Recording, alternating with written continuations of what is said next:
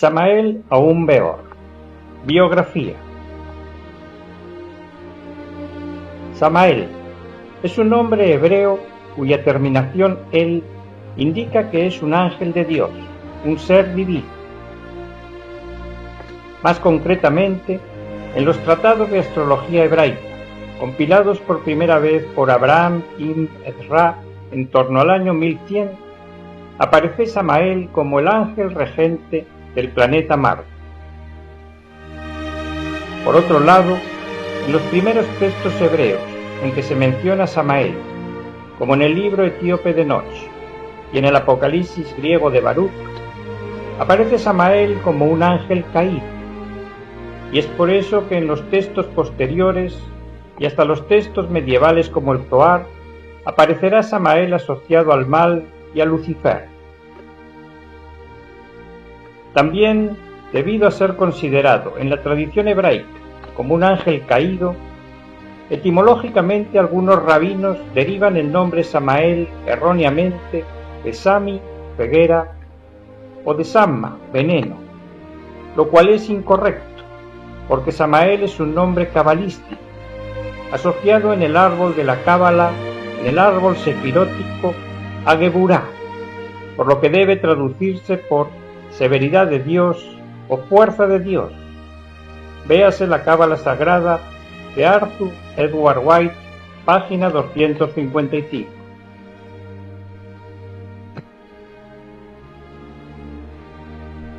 Por tanto, y como conclusión de lo anterior diremos que de acuerdo con la tradición hebraica, Samael sería un ángel de Dios, el ángel del planeta Marte, pero también sería uno de los ángeles que cayeron en la revuelta angélica de todas las religiones, también descrita por Milton en su obra El paraíso perdido. Hasta aquí lo que nos dice la tradición hebrea sobre Samael.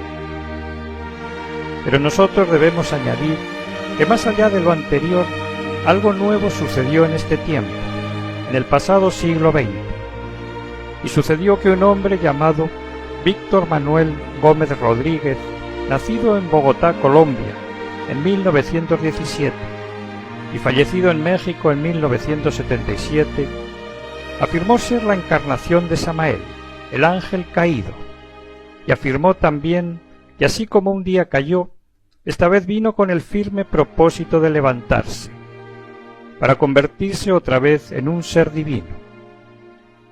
Y lo logró, porque lo más sorprendente es que cuando interrogamos a los que le conocieron personalmente, y fueron muchos, dan todos fe y testimonio sin lugar a dudas de su bondad, sabiduría, poder y milagros.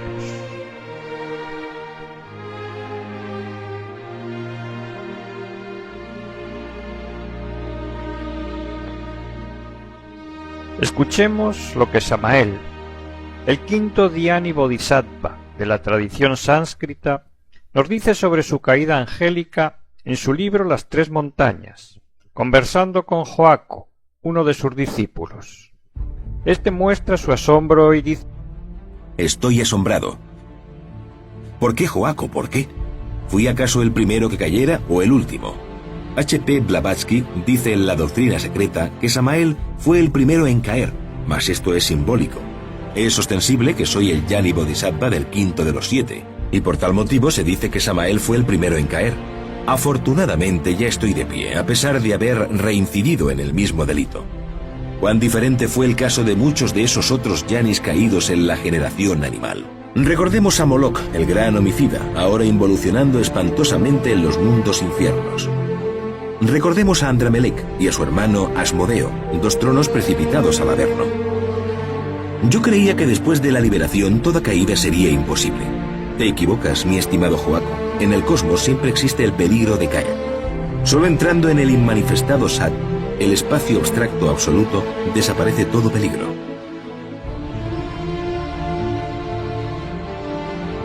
Y después de escuchar lo anterior, cabe preguntarnos: ¿qué misterio hay detrás de todo esto? ¿Quiénes son los ángeles? ¿Por qué se caen? Y si se caen, ¿también pueden levantarse? ¿Cómo? ¿Por qué ahora? Es obvio que las respuestas no las vamos a encontrar en las religiones de hoy día, cada vez más confundidas e ignorantes sobre los misterios del espíritu. No.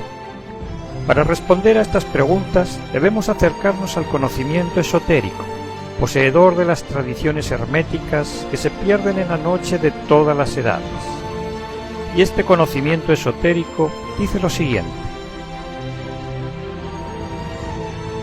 al principio y final de cada era se produce una afluencia de corrientes de energía jerárquica cósmica.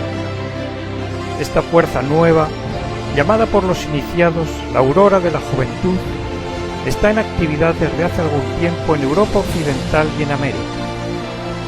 Posee vitalidad y energías nuevas, que traerán el distanciamiento del pasado y de las condiciones heredadas. Las mentes que responden a ella se aclaran. Toda oposición dentro de la atmósfera del cuerpo mental queda incapacitada para aprisionarlas en su aura rebelde. Del libro Dioses Atómicos. Hemos de decir que la nueva era de Acuario comenzó el 4 de febrero de 1962, cuando los planetas del Sistema Solar se alinearon en la dirección de Acuario. Y de acuerdo a lo narrado, efectivamente, el mundo pudo ver la rebelión de la juventud en lo espiritual, sexual, social, artístico, impulsada por una nueva energía que desgraciadamente pocos supieron canalizar hasta su despertar interior. Uno de esos pocos fue Víctor Manuel Gómez Rodríguez, bodhisattva de Samael Aum Beor. Escuchemos las palabras del inicio de su vida en ese mismo libro Las Tres Montañas.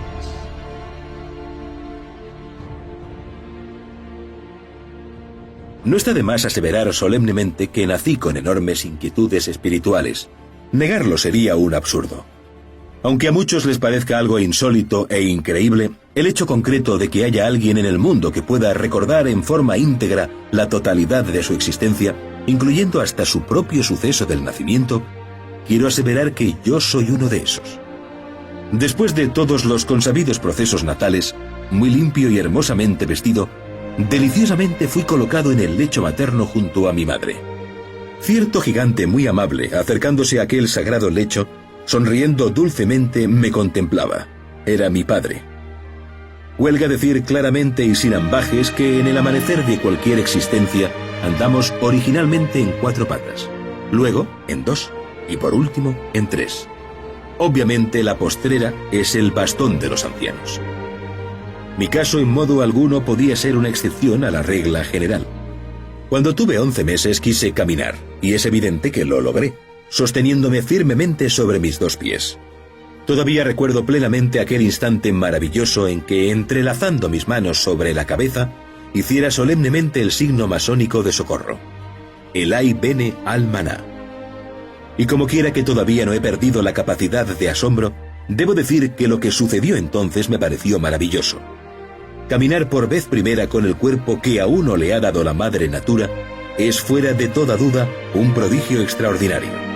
Muy serenamente me dirigí hasta el viejo ventanal desde el cual podía verse claramente el abigarrado conjunto de personas que aquí, allá y acullá aparecían o desaparecían en la calleja pintoresca de mi pueblo. Agarrarme a los barrotes de tan vetusta ventana fue para mí la primera aventura.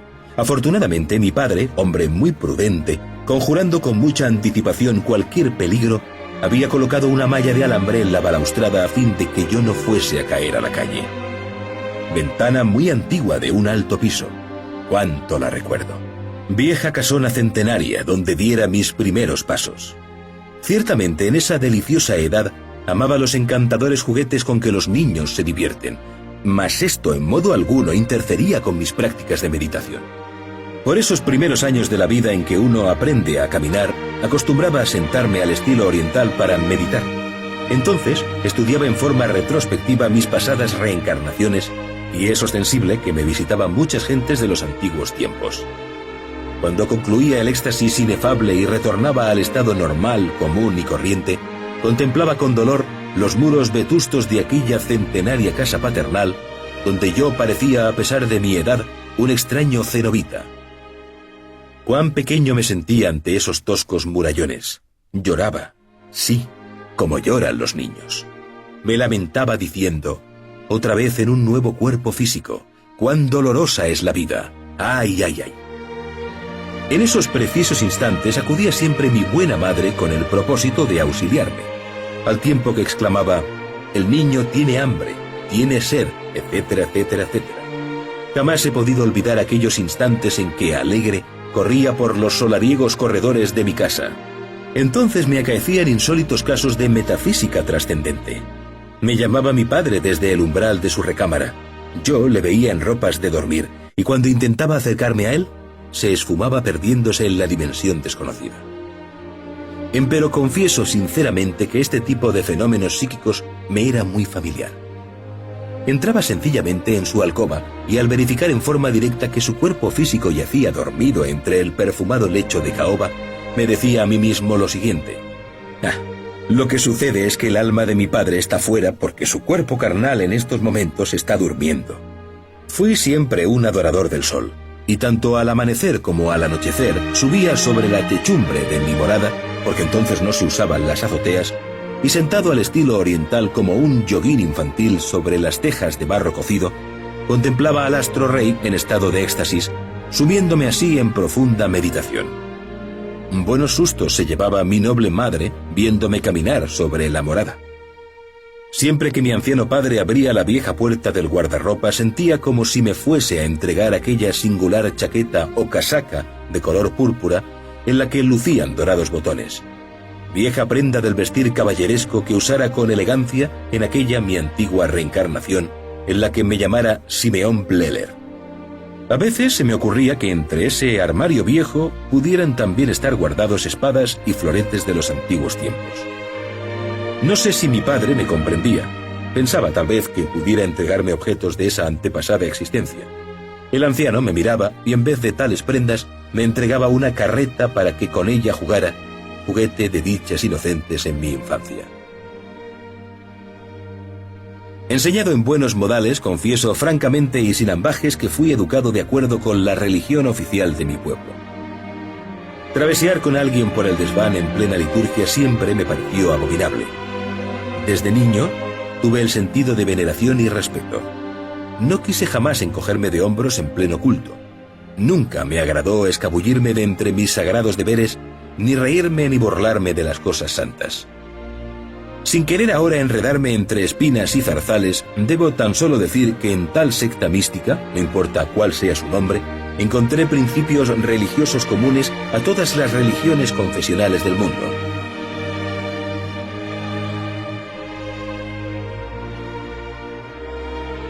Pero sucedió que a los pocos años sus padres se separaron, y el niño quedó viviendo con su padre y su madrastra, sufriendo maltratos y palizas que quedaron grabados en su cuerpo físico, hasta que a la edad de 12 años no le quedó más remedio que marcharse de casa y vivir en la calle. Fue una juventud dura la que le tocó vivir, y él mismo comentaba que al principio no entendió por qué se le hizo vivir una infancia y juventud tan duras, pero más tarde en el tiempo, al tener que enfrentarse a las duras pruebas de la iniciación, comprendió lo mucho que le había servido a hacerse fuerte en aquellas primeras etapas de la vida. Escuchemos sus propias palabras hablando de las duras disciplinas que aplicaban los gurujís de los tiempos idos.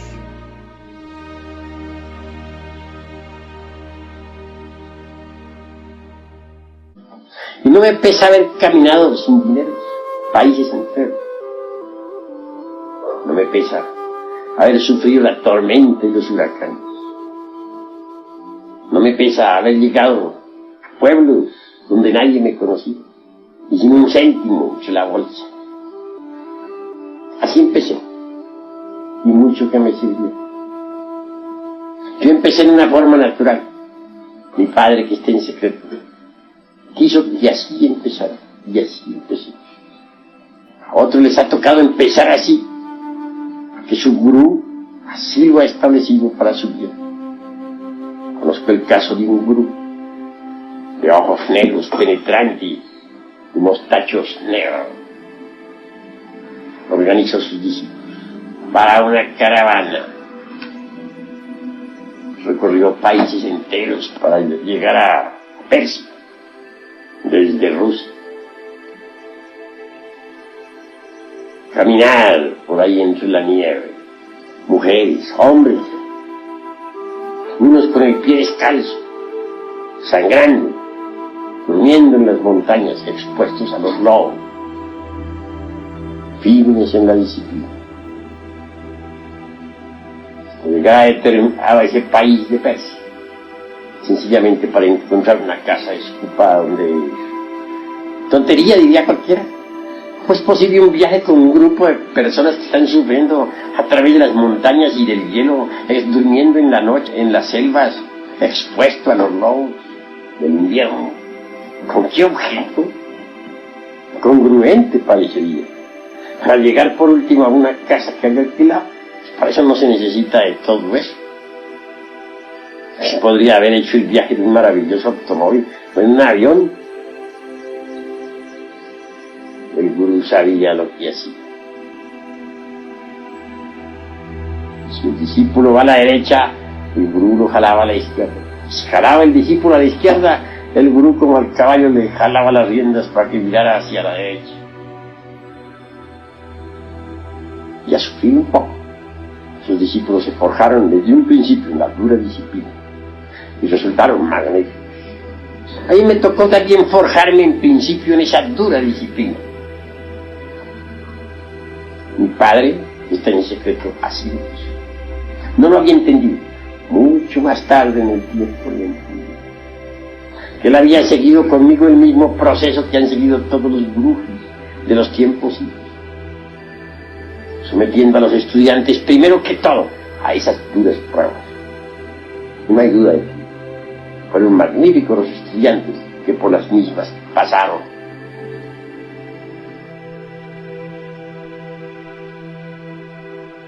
Y esa dura vida que le tocó vivir no mermó sus anhelos espirituales. Por el contrario, ahora con 16 años, buscaba con ansias el camino secreto.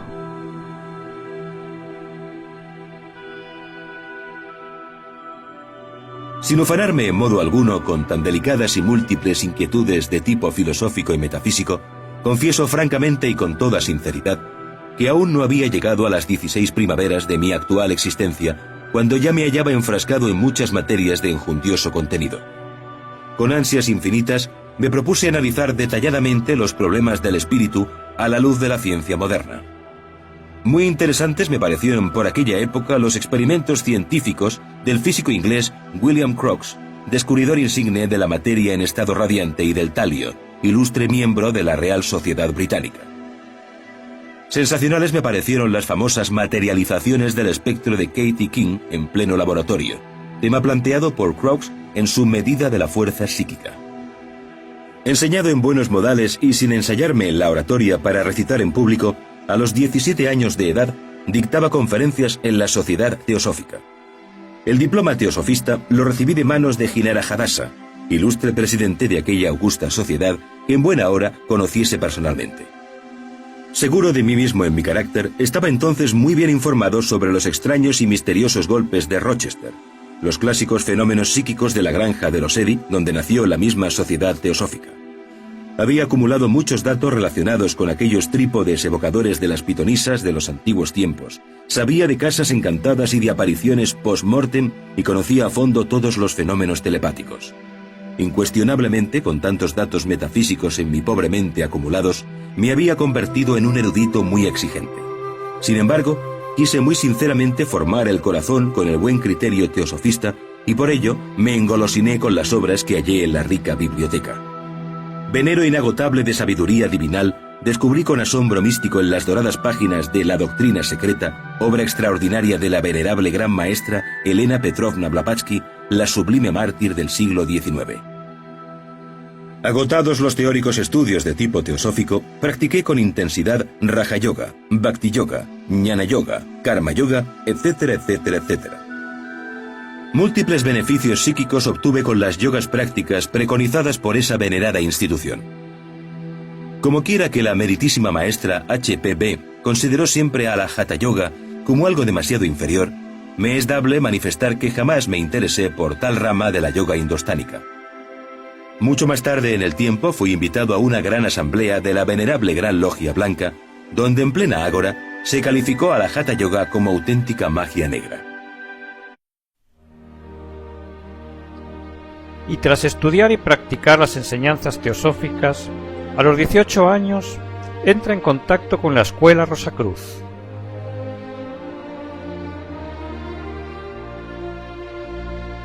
«18 primaveras de adolescente ya tenía en el camino de mi actual reencarnación, cuando hubo de concedérseme el alto honor de ingresar a la Escuela Rosacruz Antigua, institución benemérita en buena hora fundada por el excelentísimo señor Dr. Arnoldo Krum Heller, médico coronel del glorioso ejército mexicano, veterano ilustre de la Revolución Mexicana, insigne catedrático de la Universidad de Medicina de Berlín, Alemania, notable científico, extraordinario políglota. Impetuoso muchacho, me presenté con cierta altivez en aquella aula lucis, entonces regentada por un ilustre caballero de esclarecida inteligencia, y sin andarme muchos cumplidos por los aires, confieso francamente y sin ambajes que empecé discutiendo y concluí estudiando. Arrimarse al muro, arrinconarse en la esquina de la sala robado en éxtasis, después de todo me pareció mejor. Huélgame decir en gran manera y sin mucha prosopopeya que, empapado en muchas intrincadas teorías de injundioso contenido, solo anhelaba con ansias infinitas encontrar mi antiguo camino, la senda del filo de la navaja. Excluyendo cuidadosamente todo pseudopietismo y vana palabrería insubstancial de charla ambigua, definitivamente resolví combinar teoría y práctica. Sin prostituir la inteligencia al oro, preferí ciertamente prosternarme humildemente ante el demiurgo creador del universo. Riquísimo venero inagotable de esplendores exquisitos, encontré gozoso en las magníficas obras de Krum Heller, Hartmann, Eliphas Levi, Steiner, Max Heindel, etcétera, etcétera, etcétera. Sin verborrea alguna, seriamente, sinceramente, declaro enfáticamente que por aquella época de mi actual existencia, me estudié ordenadamente toda la biblioteca Rosacruz. Con ansias infinitas buscaba en el camino a un viandante que poseyese algún bálsamo precioso para sanar mi adolorido corazón. Sufría espantosamente y clamaba en la soledad, invocando a los santos maestros de la Gran Logia Blanca. El gran Kabir Jesús dijo: «Golpead y se os abrirá, pedid y se os dará, buscad y hallaréis». En nombre de eso que es lo real, declaro lo siguiente: cumpliendo con las enseñanzas del Evangelio cristiano, pedí y se me dio, busqué y hallé, golpeé y se me abrió. Tratándose de estudios tan largos y complejos como son esos de los Rosacruces, es incuestionable que el temario en modo alguno cabría dentro del estrecho marco del presente capítulo. Por ello, me limitaré a sintetizar y concluir. Chakra frontal. Se desarrolla con la entonación de la vocal I así. Y... facultad clarividencia. Chakra laríngeo. Se desarrolla cantando la vocal E, así. Facultad oído mágico. Chakra cardíaco. Se desarrolla vocalizando la letra O, así. O. Facultades, intuición, desdoblamientos astrales, etcétera, etcétera. Chakra umbilical. Se desarrolla entonando la vocal U, así. U. Facultad telepatía. Chakras pulmonares. Se desarrolla cantando la letra A, así. A. Facultad recordación de existencias anteriores. I, E, O, U, A es el orden de las vocales. Con estas letras se forman todos los mantrams. Decía el doctor Krum Heller que una hora diaria de vocalización era mejor que leer 1.000.000 de libros de pseudoesoterismo y pseudoocultismo. Yo entonces inhalaba con avidez suprema el prana cristónico, el aliento vital de las montañas, y luego exhalaba lentamente haciendo resonar la correspondiente vocal. Manifiesto para mayor claridad que cada vocal iba precedida de una inhalación, y que solo resonaba al exhalar. Es obvio que inhalaba por las fosas nasales y que exhalaba por la boca. Resultados concretos. Todos mis chakras astrales o centros magnéticos intensificaron su actividad vibratoria, rotando positivamente de izquierda a derecha, como las manecillas de un reloj visto, no de lado, sino de frente. Ejercicio retrospectivo. Con mucha didáctica nos enseñó el profesor cierto ejercicio retrospectivo maravilloso. Nos aconsejó jamás movernos en el lecho en el instante del despertar, explicándonos que con tal movimiento se agita el cuerpo astral y se pierden los recuerdos. Es incuestionable que durante las horas de sueño, las almas humanas viajan fuera del cuerpo físico. Lo importante es no olvidar nuestras experiencias íntimas al regresar al cuerpo. Nos indicó practicar en ese preciso momento un ejercicio retrospectivo con el inteligente propósito de recordar hechos, ocurrencias y lugares visitados en sueños. Indudablemente y sin exageración alguna, me es dable poner cierto énfasis para aseverar solemnemente que cada uno de mis chakras astrales se desarrolló extraordinariamente, intensificándose por ese motivo las percepciones de tipo clarividente, clariaudiente, etcétera, etcétera, etcétera. Retirada.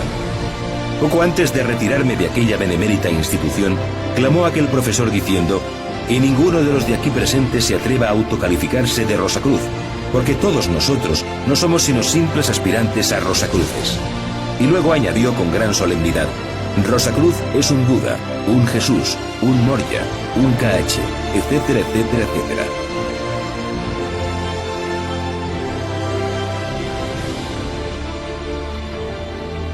Con estas y otras prácticas que él mismo relata en sus diferentes libros, se desarrollaron extraordinariamente sus chakras y sus percepciones extrasensoriales. Pero a pesar de haberse leído toda la biblioteca teosófica y Rosacruz, y a pesar de haber desarrollado sus facultades extrasensoriales, seguía sin encontrar el camino secreto, la senda que nos conduce al íntimo, al ser, a la plenitud y la felicidad. Por lo que en ese momento decide abandonar todas esas escuelas y entregarse a la meditación.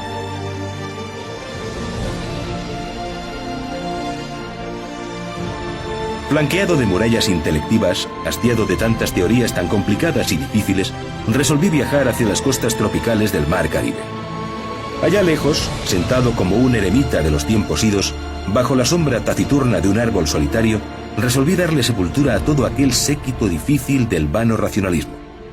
Con mente en blanco, partiendo del cero radical, sumido en meditación profunda, busqué dentro de mí mismo al maestro secreto. Sin ambajes, confieso y con entera sinceridad que yo tomé muy en serio aquella frase del testamento de la sabiduría antigua que a la letra dice: antes de que la falsa aurora amaneciera sobre la tierra, aquellos que sobrevivieron al huracán y a la tormenta alabaron al íntimo, y a ellos se les aparecieron los heraldos de la aurora. Obviamente buscaba al íntimo, le adoraba entre el secreto de la meditación, le rendía culto. Sabía que dentro de mí mismo, en las ignotas reconditeces de mi alma, le hallaría, y los resultados nos hicieron esperar mucho tiempo. Más tarde en el tiempo, hube de alejarme de la arenosa playa para refugiarme en otras tierras y en otros lugares. Empero doquiera que fuese, continuaba con mis prácticas de meditación.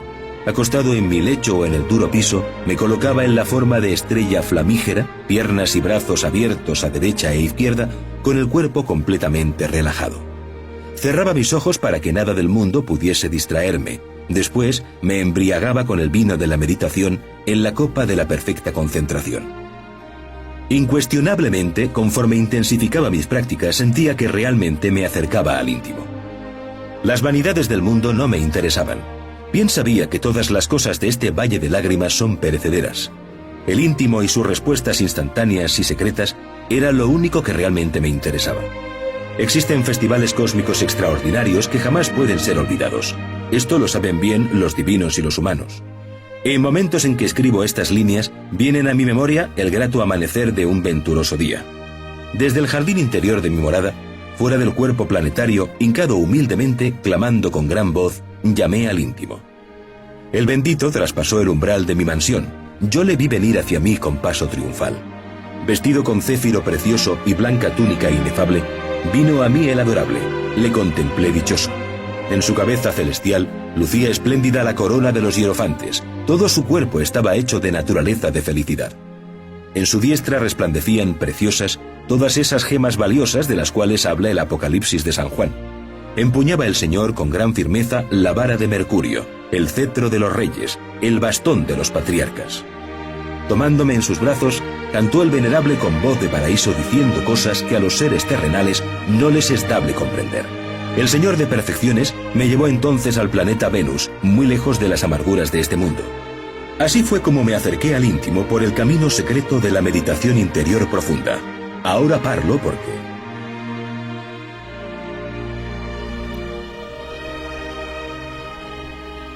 Y fue su contacto con el íntimo, con su ser, con Samael, lo que trajo un cambio radical en su vida.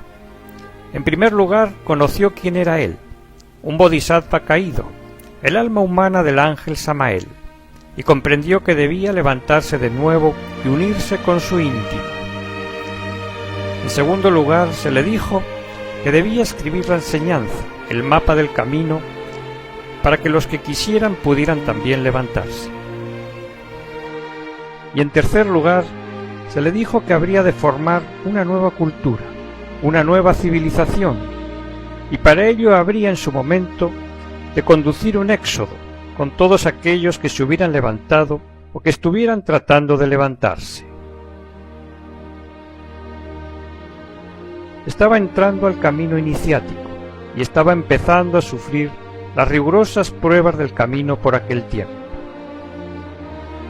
Su joven esposa, con la que tenía 2 niños de corta edad, no quiso saber nada de todo eso, ni apoyarle en su misión, ni seguirle, y con gran dolor de corazón hubieron de separarse. Comienza entonces a viajar curando y enseñando por los pueblos por donde pasa, y en su caminar conoce a Arnolda Garro, Litelantes, que se convertirá en su esposa sacerdotisa, y con la que vivirá el resto de su vida. Era el año de 1946 y él tenía 29 años por aquel tiempo. Con ella comienza a trabajar en los misterios del fuego y entra en las iniciaciones de misterios mayores, a la par que comienza a escribir sus primeros libros. Escuchemos sus palabras en el libro de las 3 montañas sobre la primera iniciación de misterios mayores. Cuando la erótica serpiente ígnea de nuestros mágicos poderes despertó para iniciar su marcha hacia adentro y hacia arriba a lo largo del canal medular espinal, sentí entonces mucha sed y un dolor muy agudo en el coxis que me duró varios días. Entonces fui agasajado en el templo. Jamás he podido olvidar aquel gran evento cósmico.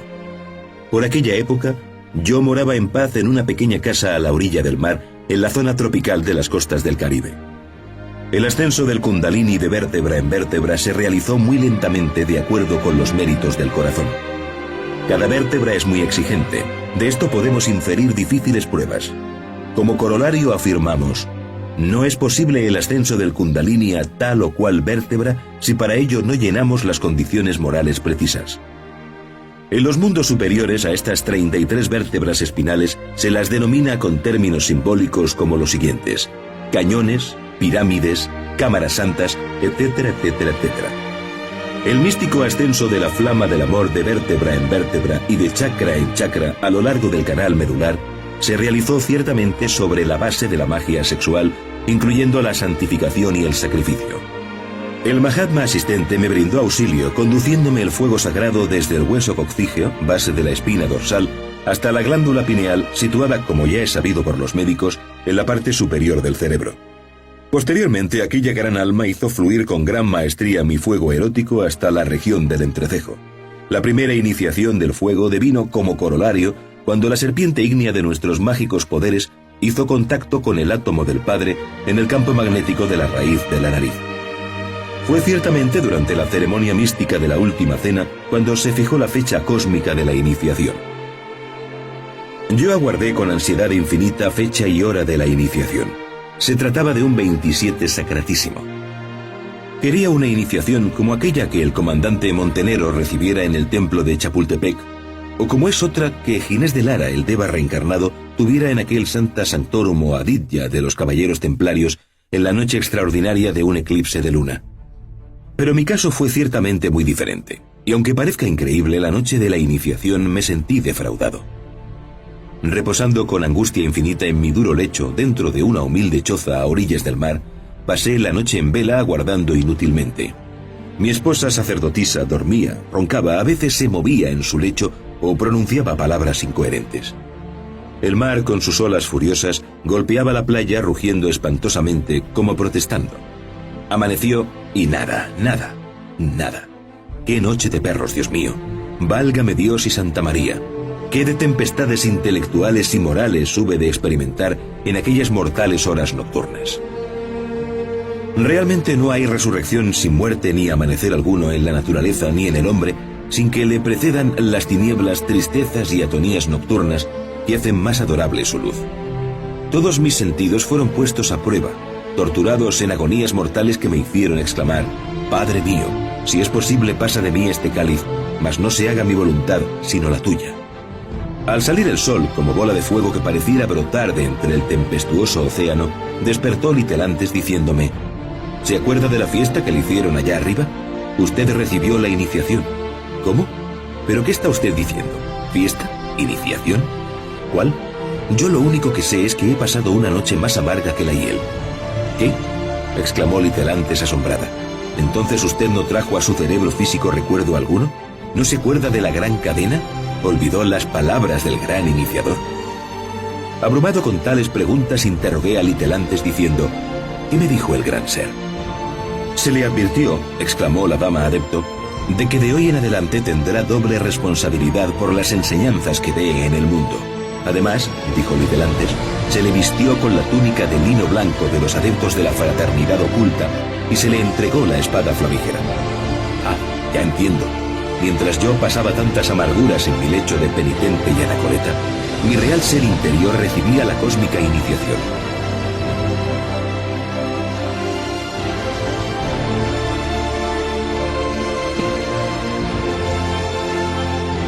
Y tras esta anécdota de su primera iniciación de misterios mayores, comienza a sufrir el acoso de los médicos de Ciénaga, la ciudad donde vivía a orillas del mar Caribe, por curar con remedios naturales, y también sufre el acoso de sacerdotes de la región por escribir obras de esoterismo, hasta el punto de que le encarcelan varias veces por el delito de curar y escribir esoterismo. Así que finalmente decide trasladarse al interior, a la Sierra Nevada de Santa Marta, allí en Colombia.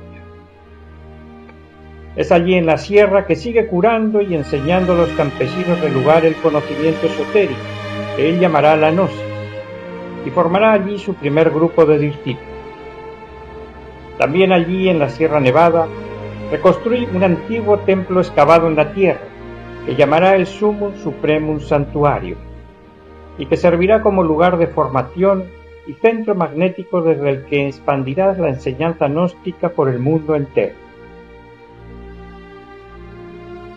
En sus procesos iniciáticos sigue pasando por las iniciaciones de misterios mayores y llega a la iniciación venusta, momento en el que el adepto recibe internamente a su ser, al espíritu divino de cada hombre. Fue un 27 de octubre de 1954, en las entrañas del Sumum Supremum Santuario, y es a partir de ese momento que toma el nombre de su ser, Samael Aum Beor. A la par de sus procesos iniciáticos, sigue formando allí en la sierra más discípulos, que comienzan a viajar por los pueblos llevando la enseñanza gnóstica, y sigue escribiendo libros. De aquellos primeros años del camino esotérico podemos destacar obras como El matrimonio perfecto, Curso zodiacal, La revolución de Bel, Apuntes secretos de un gurú, Tratado de medicina oculta y magia práctica, Rosa ígnea, etcétera, etcétera. Escuchemos sus palabras sobre aquellos tiempos. En las vertientes tropicales de la Sierra Nevada, a orillas del Macuriba o Mar Caribe, yo hube de recapitular pacientemente los diversos procesos esotéricos iniciáticos de la tercera, cuarta y quinta iniciaciones del fuego. Allí vivía austero con cierto grupo muy selecto de estudiantes gnósticos, muy lejos de tanto sandio, panarra, pazguato del vano intelectualismo. Probos e irreprochables anacoretas gnósticos agradecidos habíanme construido con maderas de aquellos bosques sencilla morada. Quiero evocar ahora siquiera por un momento a todos esos esclarecidos varones, algunos de los cuales en estos instantes sobresalen como notables misioneros internacionales.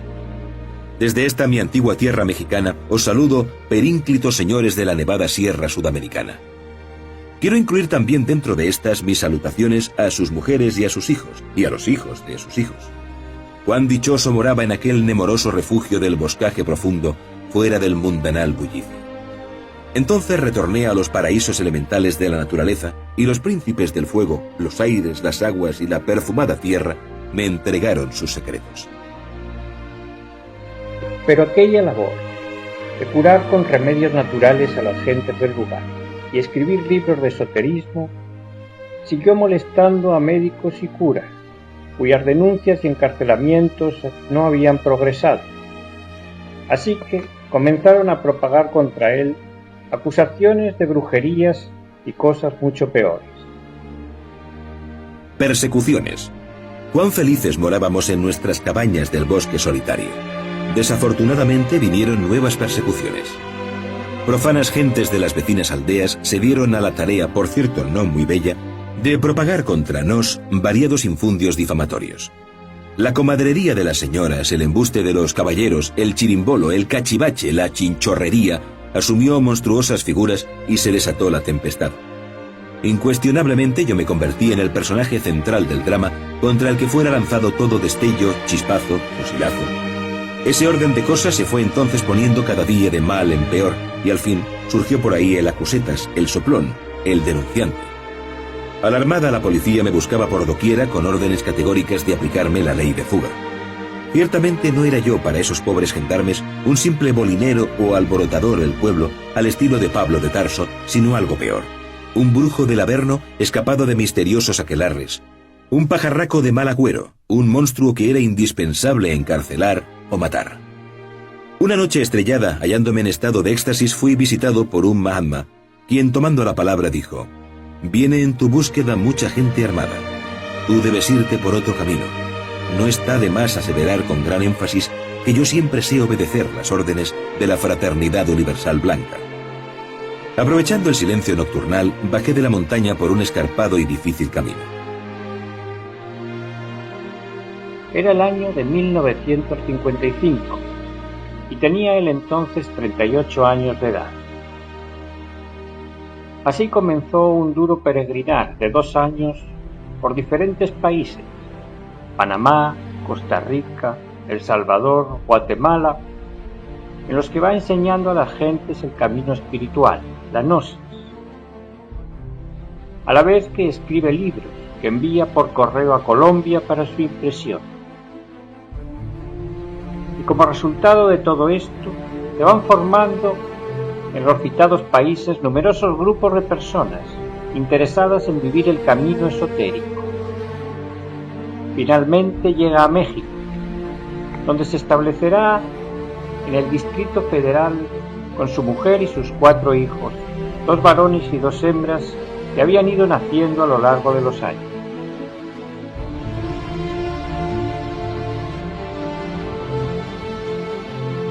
En 1958 entra en contacto con 2 importantes movimientos espirituales: el ALAS, Acción Libertadora de América del Sur, dirigido por el señor Francisco Propat, maestro luxemí, y el Aryavarta Asrama en la India, dirigido por el Swami Sivananda. De esta forma, el movimiento gnóstico tomará una proyección mundial. Allí en México continúa viviendo sus procesos iniciáticos y en el año de 1962 entra internamente a los trabajos de Hermes, es decir, a la segunda montaña de la iniciación, también llamada la montaña de la resurrección.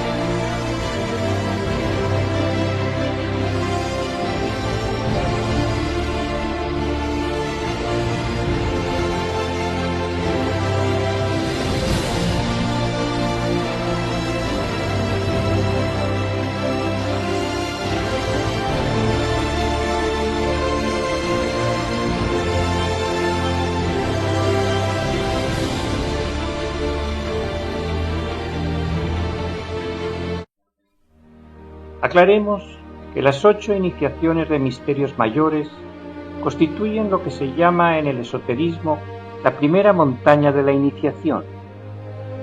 Después vienen los procesos iniciáticos de la segunda montaña, los cuales están simbólicamente representados por los 9 primeros trabajos que tuvo que hacer Hércules en la mitología griega para convertirse en un dios, y están representados también por el Vía Crucis que vivió el Cristo Jesús en Tierra Santa.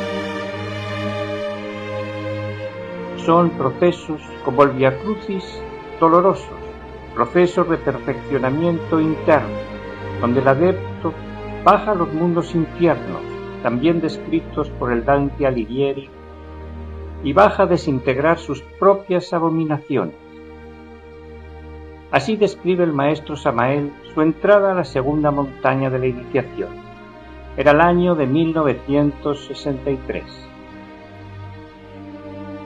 Es ostensible que nosotros, los hermanos del templo de los 2 veces nacidos, habíamos eliminado de nuestra psiquis variados elementos subjetivos, infrahumanos, empero después de haber pasado por las 8 iniciaciones, anhelábamos con todas las fuerzas del alma ingresar a los esotéricos trabajos mágicos de la montaña de la resurrección.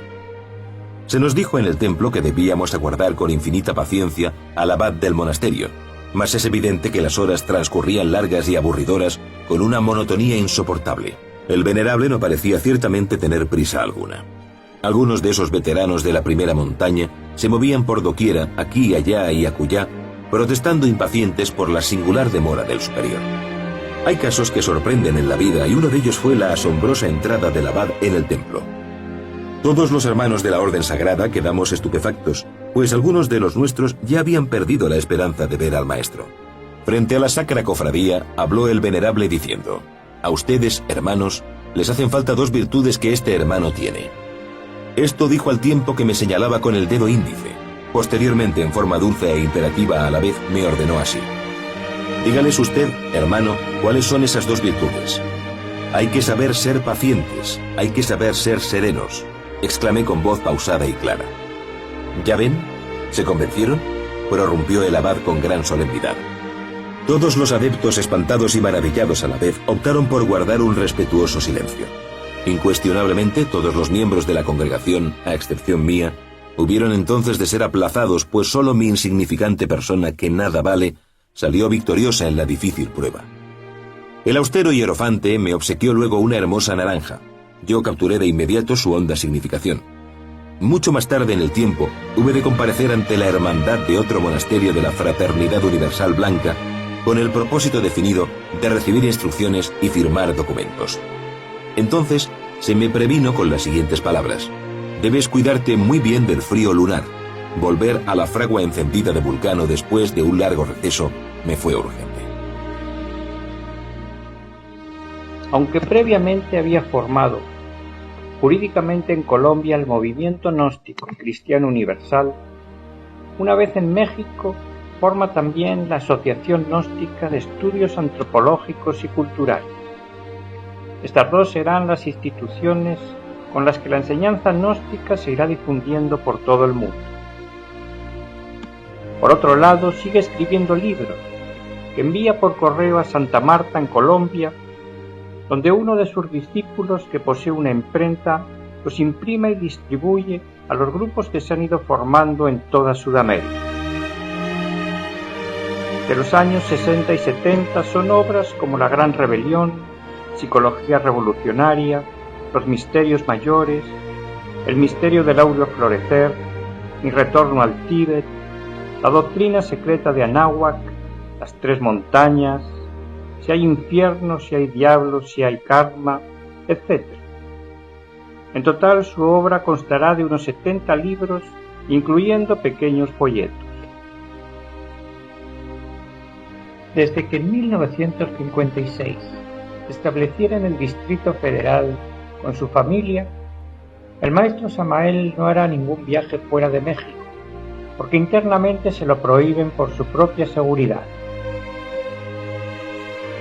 En esos años se comunicará por carta con los numerosos grupos y personas que se van sumando a las filas gnósticas.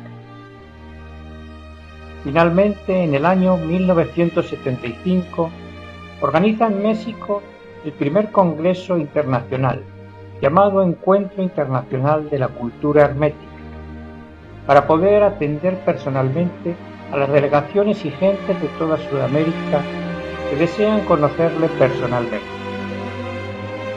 En dicho congreso, el maestro Samael pronunciará varias conferencias explicando el esoterismo gnóstico y realizará prácticas con los asistentes, donde muchas gentes serán testigos de las curaciones prodigiosas que realiza a varios asistentes al congreso que venían con discapacidades físicas.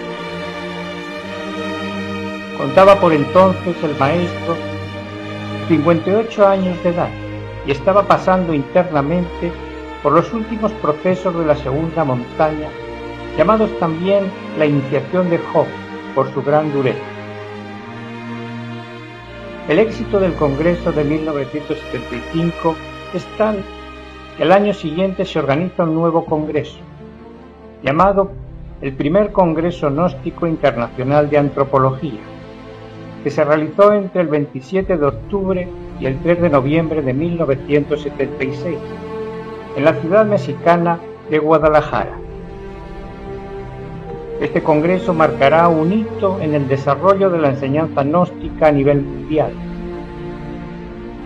Al congreso acuden varios miles de personas de toda Sudamérica, así como personalidades de la cultura, como el actor Mario Moreno Cantinflas. La prensa nacional cubre el evento y los asistentes salen entusiasmados. En el congreso se trazan planes para expandir la enseñanza gnóstica hacia Estados Unidos, Canadá y Europa.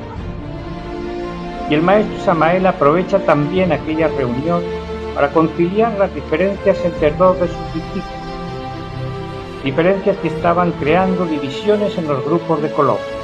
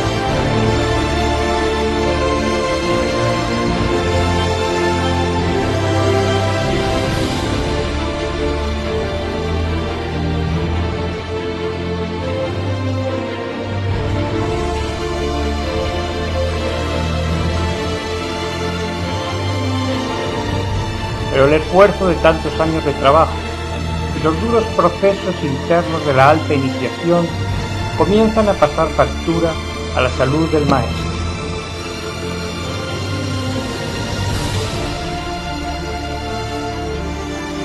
En 1977, el maestro termina los procesos iniciáticos de la segunda montaña, la de la resurrección, convirtiéndose así en un maestro resurrecto. Estos procesos son llamados de la resurrección porque al final de estos trabajos se dice que resucita, es decir, queda establecido permanentemente dentro del adepto su espíritu divino. Resucita en el adepto su Cristo íntimo, en el argot de los primeros cristianos gnósticos. O en el argot de los alquimistas se dice que el adepto resucita su piedra filosofal. En otras palabras, ese adepto queda limpio de todo defecto y con su espíritu divino encarnado en él. Queda convertido en un hombre cristificado, en un arcángel, en un superhombre, con poderes sobre la vida y la muerte. Así pues, Samael, el espíritu divino, el ángel caído de la tradición hebraica, queda nuevamente levantado, establecido dentro de su bodhisattva, dentro de su alma humana, cuya personalidad en esta existencia se llamó Víctor Manuel Gómez Rodríguez. Pero el esfuerzo por religarse con su ser, con su espíritu divino, con Samael, había sido tan grande que el cuerpo físico estaba muy dañado. Le diagnosticaron 3 úlceras de estómago que le llevan a desencarnar el 24 de diciembre de 1977.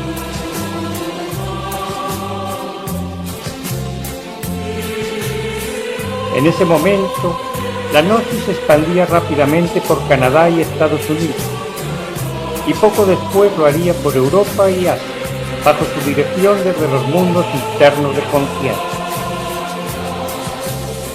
Su labor de difusión de la enseñanza estaba terminada.